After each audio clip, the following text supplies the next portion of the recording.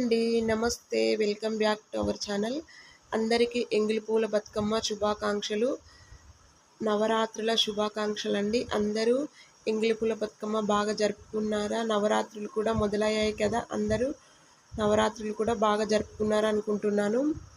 ఇంకా తెలంగాణలో ఈ 9 రోజులు బతుకమ్మ నవరాత్రులు అంటే 9 రోజులు పువ్వులతో అమ్మవారిని తయారు చేసి ఆడుకుంటారండి. ఈ తెలంగాణలో ఈ బతుకమ్మ పండగ చాలా పెద్ద పండగ. ఈ పండగనైతే 9 రోజులు చక్కగా జరుపుకుంటారు. బతుకమ్మ అంటే మనం ప్రకృతిలో దొరికిన ప్రతి పువ్వుతో బతుకమ్మను తయారు చేసి ఆడవారు ఆడుకుంటారండి.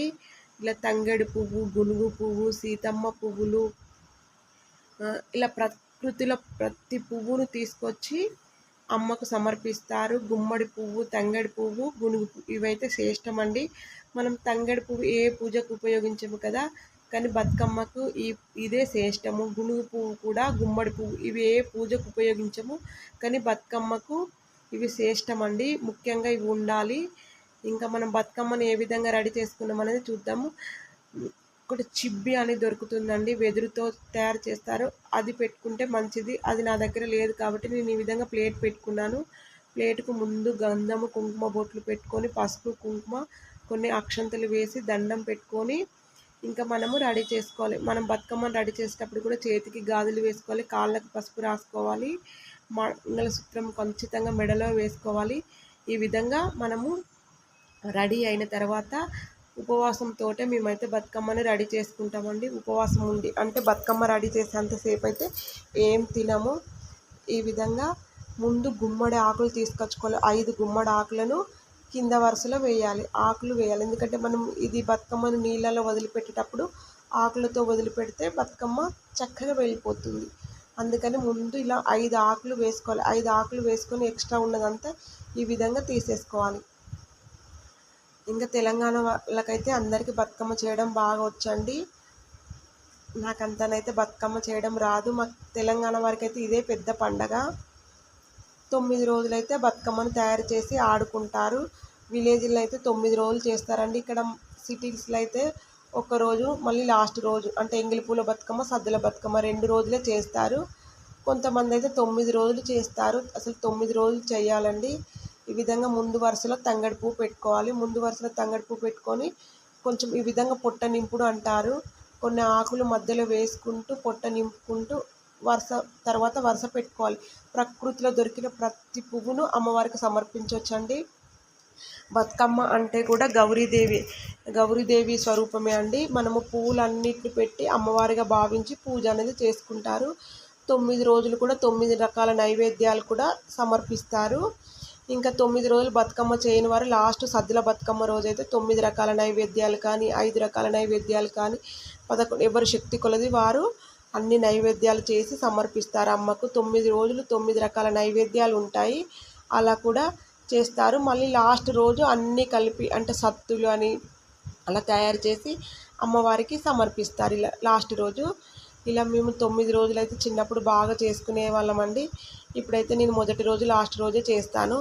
ఈ విధంగా అన్ని పువ్వులు చేసుకుంటూ ఒక వరుస తర్వాత ఒక వరుస పెట్టి మొదటి రోజు పప్పు, చక్కెర, తులసాకు నివేదన చేస్తారు. రెండవ రోజు ఒకటి, మూడో రోజు, నాలుగవ రోజు, 5వ రోజు, 6వ రోజు బతుకమ్మ చెయ్యరు. ఆ రోజు అర్రేమంటారు, అంటే బతుకమ్మ అలుగుతుందంట. ఈ విధంగా 9 రోజులైతే అమ్మవారిని చక్కగా రెడీ చేసి ఆడపడుచులంతా మంచిగా ఆడుకుంటారు. సాయంకాలము ఈ విధంగా సీతమ్మ పువ్వులు, బంతి పువ్వులు, గునుగు పువ్వులు, తంగెడు పువ్వు ఇలా నేను కొన్ని పువ్వులు అయితే తీసుకొచ్చుకొని బతుకమ్మనైతే రెడీ చేసుకున్నాను. చామంతి పువ్వులు, గులాబీ పువ్వులు ఏ పువ్వు అయినా పెట్టొచ్చండి. పువ్వులనే ఇక్కడ మనం పూజించుడు చాలా గొప్పది కదా. ప్రతి పువ్వును మనం అసలు ఎప్పుడు యూజ్ చేయని పువ్వులను కూడా మనం పెట్టి పూజ చేస్తాం. తంగెడు పువ్వు అసలు దేనికి యూజ్ చేయం. గునుగు పువ్వు కూడా అసలు ఎప్పుడు ఏ పూజకు ఉపయోగించం. అలాంటి అంటే ప్రకృతిలో దొరికిన ప్రతిదాన్ని తీసుకొచ్చి మనం పూజ అనేది చేసుకోవడం. ఈ విధంగా అమ్మనైతే నేను రెడీ చేసుకున్నాను. చూడండి బతుకమ్మను చక్కగా రెడీ చేశాను కదా. చిన్న బతుకమ్మ, పెద్ద బతుకమ్మ 2 బతుకమ్మలు అయితే చేయాలండి. ఒక్క బతుకమ్మను చేయకూడదు. మొదటి రోజు అయితే 2 చేసుకోవాలి, మళ్ళీ లాస్ట్ రోజు 2 చేసుకోవాలి. మధ్యలో ప్రతిరోజు ఒక్కొక్కటి చేసినా ఏం కాదు. ఈ విధంగా 2 బతుకమ్మలు రెడీ చేసుకొని కొబ్బరికాయ కొట్టి పప్పు, చక్కెర, తులసాకులు నివేదన చేసి అగరబత్తులు వెలిగించుకొని తీసుకొని వెళ్తారు. తీసుకొని వెళ్ళి ఇక్కడ అందరు కలిసి మంచిగా ఆడుకుంటారండి. చూడండి ఎంత చక్కగా ఆడుకుంటారు. అసలు ఏజ్తో పనేమి లేదండి. ప్రతి ఆడపడుచు వచ్చి ఆడుకుంటారు. అంటే ఆడవారు అందరు కలిసి ఒక దగ్గర ఆడుకుంటారు. ఈ విధంగా పాటలు పెట్టుకొని ఆడుకుంటారు. ఇప్పుడైతే డీజేలు పెట్టి ఇలా చేస్తారు, కానీ ఒకప్పుడైతే పాతకాలం లాగా పాటలు మంచిగా చక్కగా పాటలు వచ్చిన వాళ్ళు పాటలు పాడుతుంటే ఆ పాటను అందరూ మళ్ళీ వెనకాల పాడుకుంటూ ఇలా బతుకమ్మ చుట్టూ తిరిగేవారు. ఇప్పుడైతే డీజే సౌండ్స్ పెట్టుకొని ఇలా డ్యాన్సులు చేసుకుంటూ చేస్తారు. ఒకప్పుడు ఇలా చేసేవాళ్ళు కాదండి. మేము కూడా ఇప్పుడు కొంచెం సేపు ఇలా సౌండ్ పెట్టి చేశారు, కానీ ఆ తర్వాత పాటలు పాడారు. ఎంత పెద్దవాళ్ళైనా వచ్చి ఇక్కడ బతుకమ్మ అయితే ఆడుకుంటారండి. తెలంగాణలో ఖచ్చితంగా బతుకమ్మ ఆడుకోవాలి. 5 చుట్లైనా ఇలా తిరిగి వెళ్తారు. ఓపిక లేని వారు, ఓపిక ఉన్నవారైతే చక్కగా చాలాసేపు 11, 12 వరకు కూడా ఆడుకుంటారు.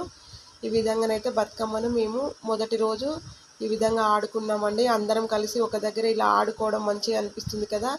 మన పండుగలు చాలా గొప్పవి అండి.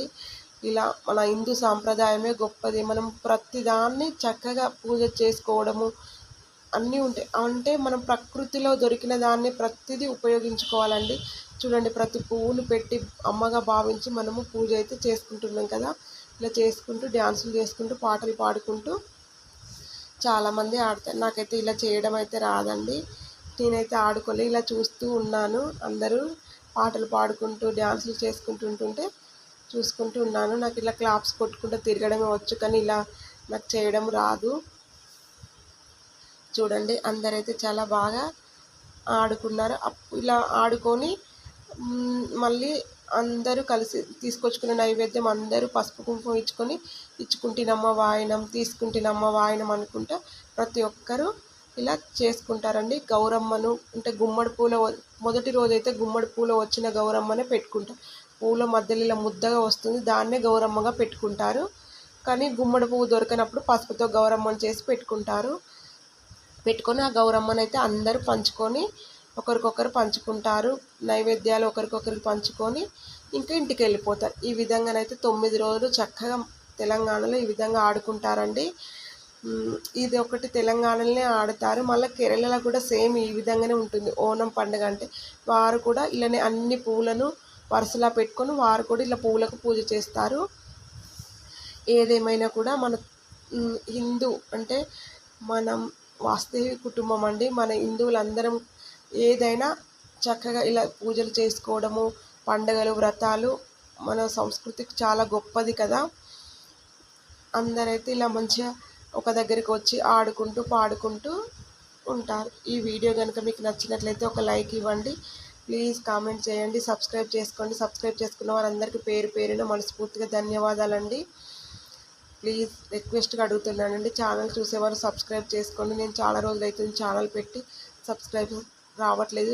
చూస్తున్నారు కానీ సబ్స్క్రైబ్ చేసుకుంటున్నారు. ప్లీజ్ సబ్స్క్రైబ్ చేసుకోండి. ఇంకా మా ఎంగిలి పూల బతుకమ్మ అయితే ఈ విధంగా జరిగిందండి.